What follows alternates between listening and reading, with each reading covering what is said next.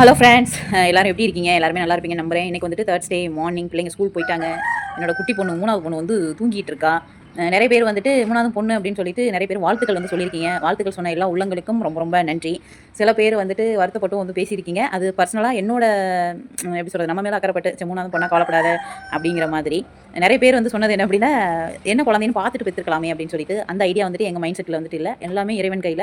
இறைவன் என்ன பண்ணா, இறைவன் என்ன குடுத்தாரோ அத வந்து ஏத்துக்கிட்டோம். அதே மாதிரி பார்த்தீங்க அப்படின்னா, டெலிவரி ஆயிருக்கு அப்படின்னா, இப்ப டெலிவரி ஆகி ஒரு 6 to 7 டேஸ் வந்து ஆகுது. எல்லாரும் என்ன தைய தக்கன்னு குதிச்சுக்கிட்டே இருப்பாங்க. "ஏன் மூஞ்சி வந்து டல்லா இருக்கு, ஃபேஸ் டல்லா இருக்கு, கவலையா இருக்கியோ, 3வது பொம்பள பிள்ளையா பிறந்தனால" அப்படி இப்படின்ட்டு நீங்கலாம் வந்து ஒரு கற்பனை திறன வந்து வளர்த்துக்கிறீங்க. அப்படிலாம் எதுவுமே வந்துட்டு கிடையாது.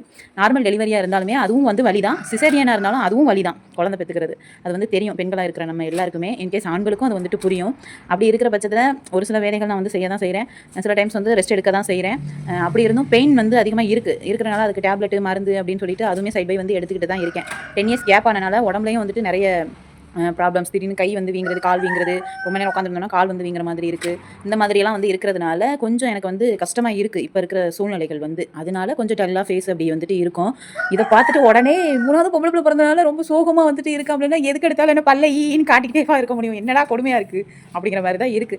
நான் வந்து ரொம்ப ஹேப்பியா தான் இருக்கேன். எங்க வீட்டுக்காரரும் ஹேப்பியா தான் இருக்கான். 3 பொம்பள பிள்ளையா இருந்தாலும் வளர்க்க போறது நாங்க, செலவழிக்க போறது நாங்க, சாப்பாடு போட போறது நாங்க. யாரும் ரூ. 1 வந்து குடுக்க போறது கிடையாது.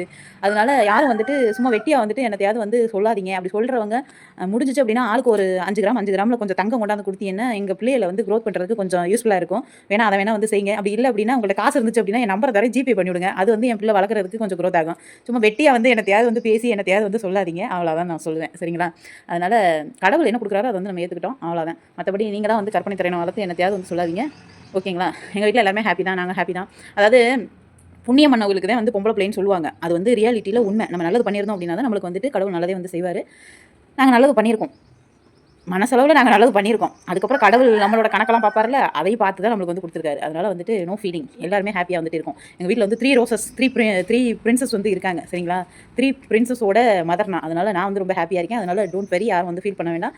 ஓகேங்களா? ஹேப்பியா இருப்போம். பாய்.